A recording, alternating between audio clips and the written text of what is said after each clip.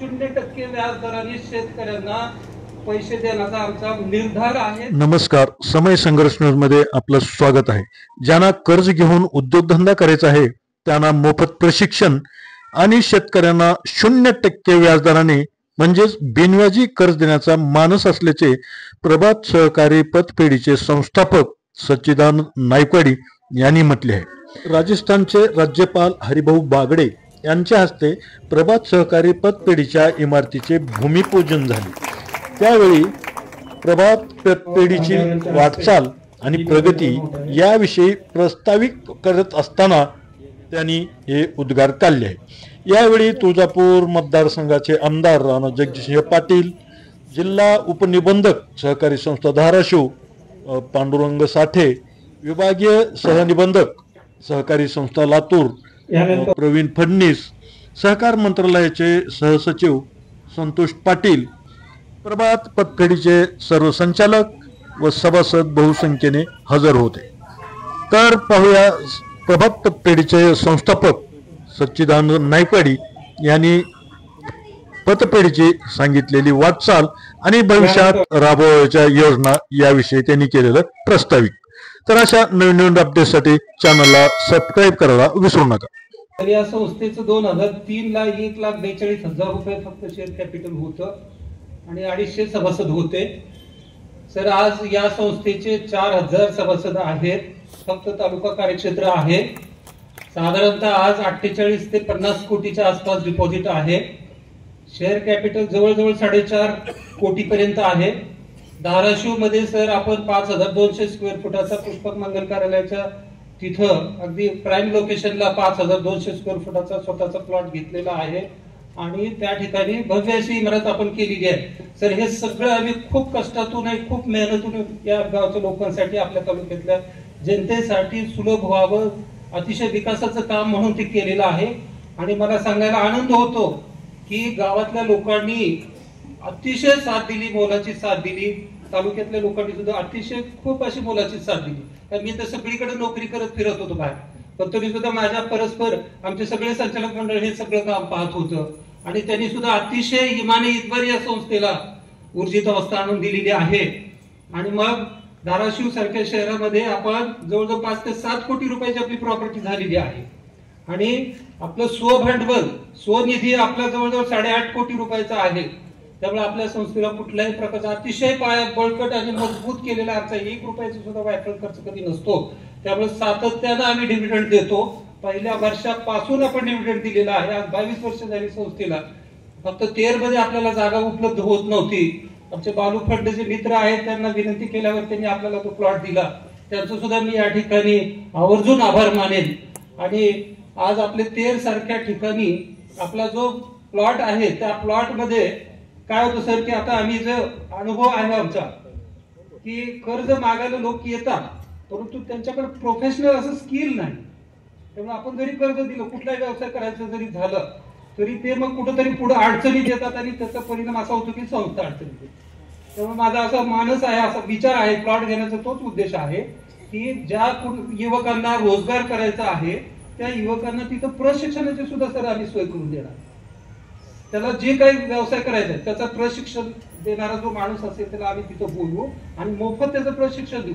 आणि प्रशिक्षण दिल्यामुळं त्याच्यामध्ये स्किल डेव्हलप होण्यासाठी मदत होईल आणि मग त्याच्यातले जे धोके असतात त्या धोके त्याला व्यवसायातले लक्षात येतील आणि पुढे कुठे त्याचे विकास होईल। नाही तर जनरली काय होतं की पतसंस्था काय करतात, प्रॉपर्टी आहे ना, कारण आहे ना, पुरेसं मॉर्गेज आहे ना, मग त्या ठिकाणी आपण कर्ज देऊया। पण असं कधी नसतं। कर्ज हे त्याच्यातून त्याचं उत्पन्न तयार होईल, त्याचा विकास होईल याच्यासाठी कर्ज दिलं जातं। कितीही मोठ्या रकमेचं तारण असलं तरी त्या ठिकाणी कर्ज हे अनुत्पादक कारणाला कधीही द्यायचं नसतं। त्यामुळे हे लोकांना आपण सवय लावत गेलो। तर मला सांगायला आनंद होतो की या मार्च 25 वर 13 शाखेची फक्त 1% थकबाकी आहे। 13 शाखेची फक्त 1% थकबाकी आहे। त्यामुळे अतिशय लोकांनी, गावकऱ्यांनी साथ दिलेली आहे आणि पुरेपूर आम्ही सुद्धा त्या साथीला म्हणजे उतरण्याचा प्रामाणिकपणे प्रयत्न करत आहोत। सर ह्या सगळ्या पतसंस्थांना ज्या वेळेला 2007-08 मध्ये ह्या पतसंस्था अडचणीत आल्या त्यावेळेला अण्णा हजारे साहेबांचं आंदोलन झालेलं होतं। त्यावेळेला सरकारने विस्तारीकरण करायला बॅन घातलेला होता. त्यामुळे मग त्या ठिकाणी आपण मल्टीस्टेट लातूरला सुरू केली 2011-12 मध्ये. तर त्या मल्टीस्टेटचं सुद्धा सर 4 शाखा आहेत आणि तिथं सुद्धा 50 कोटीच्या आसपास डिपॉझिट झालेलं आहे. तिथं सुद्धा 5.5 कोटीचे शेअर्स आहेत. त्यामुळे दोन्ही संस्थांचा जर आपण एकत्रित आकडा विचारात घेतला तर सर त्या ठिकाणी 5,000 सभासद. आणि मल्टीस्टेट मध्ये सर आम्ही दरवर्षी दिवाळीमध्ये, कारण आपल्या स्टेट ऍक्ट मधल्या ज्या संस्था आहेत त्याला इतर कुठलाही खर्च करता येत नाही, कायद्यानं बंधन आहे. त्यामुळे मल्टीस्टेट हा थोडासा लवचिक कायदा आहे. त्यामुळे त्या मल्टीस्टेट संस्थेतर्फे सर सवलतीच्या दरामध्ये आपण दरवर्षी 30 रुपये किलोनी साखर देतो सगळ्या सभासदांना, डिव्हिडंड देऊन हे देतो आपण. जवळजवळ सर यावर्षी जर आपण बघितलं तर 20,000 लिटर तेल, सूर्यफुलाचं तेल आपण सगळ्या सभासदांना फक्त 100 रुपये दराने दिलेलं आहे, जे की मार्केटमध्ये 155 रुपये त्याची किंमत आहे. जवळजवळ 40-50 लाख रुपयाचा हा सगळा आपण दरवर्षी सभासदांना मदत करतो. त्याच्यामध्ये 20 लाख रुपयाची सबसिडी आपण संस्थेतर्फे देतो. अतिशय स्तुत्य असा उपक्रम स्थापनेपासून आपली संस्था राबवत आहे मल्टीस्टेट. त्यामुळे सर आमचा मल्टीस्टेटचा शेअर्सच मुळात 5,000 रुपयाचा तरी सुद्धा लोकांनी खूप मोठं सहकार्य केलेलं आहे. आणि सर आज जर आपण आकडेवारी बघितली, रिझर्व्ह बँकेचे जे पॅरामीटर्स असतात अर्बन बँकांसाठी, त्याप्रमाणे आपण पॅरामीटर्स प्रामाणिकपणे पाळण्याचा प्रयत्न करतो, अचीव करण्याचा प्रयत्न करतो.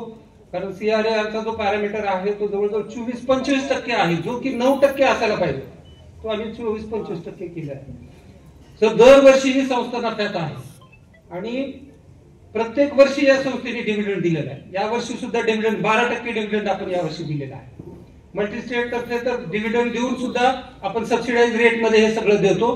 त्यामुळे दोन्हीचा जर विचार केला तर मल्टीस्टेटला तर 20% डिव्हिडंड गेलेला आहे. इतर कुठलाही खर्च नसल्यामुळं, सर्व स्वभांडवलामधून ही संस्था चालत असल्यामुळं अतिशय उत्तम रीतीने सध्या चालू आहे. आणि सर मी रिटायर झाल्यानंतर 2024 मध्ये मी निर्णय घेतला की या संस्थेचं पूर्ण वेळ काम पाहायचं आणि त्याप्रमाणे आता मी या दोन्ही संस्थांचं पूर्ण वेळ काम पाहत आहे. त्यामुळं इथून पुढं आमचा असा मानस आहे की या संस्थेला, आता सध्या तर आम्ही गावामध्ये, हे माझं मूळ गाव, या गावामध्ये आपण संस्थेतर्फे शेतमाल चारा योजना पण राबवतो. त्यामुळे गोडाऊनचा प्रोजेक्ट आपल्या संस्थेमार्फत कसा हाती घेता येईल आणि कसा राबवता येईल, म्हणजे सर कारण मी आता या तालुक्यामध्ये बघतो तर या ठिकाणी सुद्धा सर प्रचंड मालाची आवक होते.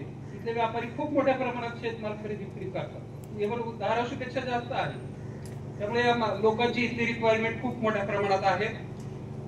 सर आमचा मानस आहे की शेतकऱ्यांना 0% व्याजदराने कर्ज कसं देता येईल त्याचं आम्ही नियोजन करतो आहोत. त्याला 2 वर्ष कदाचित लागतील किंवा 3 वर्ष कदाचित लागतील, पण सेपरेट फंड आम्ही नफ्यातून काढणार आहेत बाजूला. आणि कमीत कमी 13 आणि आसपासची गावं, वाड्या वगैरे एवढं जरी कव्हर झालं सुरुवातीला 7-8 कोटी रुपये जरी बाजूला केले तरी 0% व्याज दराने शेतकऱ्यांना पैसे देण्याचा आमचा निर्धार आहे. तो खूप वर्षापासून आम्ही तो करतोय आणि तो 2 ते 3 वर्षामध्ये आम्ही तो अचीव करू असं मला आत्मविश्वास आहे. सर सोलारच्या संदर्भामध्ये की आम्ही तर धाराशिवला सोलार बसवलेले ते आम्हाला 0 लाईट बिल येते, पण गावातल्या सुद्धा बऱ्याच लोकांची मागणी आहे की आम्हाला घरावर सोलार बसवायचा आहे परंतु त्याला फायनान्स मिळत नाही. त्यामुळे सोलार जे लोक बसवतील लाईट बिल कमी येण्यासाठी त्याला सुद्धा आपण मदत करायचं संस्थेनं ठरवलेलं आहे. त्याचप्रमाणे सर आपल्या संस्थेने 0% व्याजदराने पाल्यांना, सभासदांच्या पाल्यांना सायकल उपलब्ध करून दिलेलं होतं. त्याला कसल्याही प्रकारचं व्याज आपण घेतलेलं नव्हतं. असे वेगवेगळे उपक्रम आपण आपल्या संस्थेमार्फत राबवले आणि आज ही मुद्दाम ही जी इमारत इथं आपल्याला बांधायची आहे, ही इमारत एक विकासाचं केंद्र, गावच्या विकासाचं खूप महत्वाचं असं केंद्र ती ठरणार आहे. आणि आपण सगळ्यांनी भविष्यात सुद्धा अशाच पद्धतीची साथ द्यावी, सहकार्य करावं हीच मी गौरव प्रकारच्या विनंती करतो. आणि बागडे सरांचं, दादांचं मी पुनश्च एकदा माझे आभार मानतो की त्यांनी आपल्या विनंतीला मान देऊन या ठिकाणी ते उपस्थित राहिले आणि माझे 2 शब्द संपवतो. जय हिंद.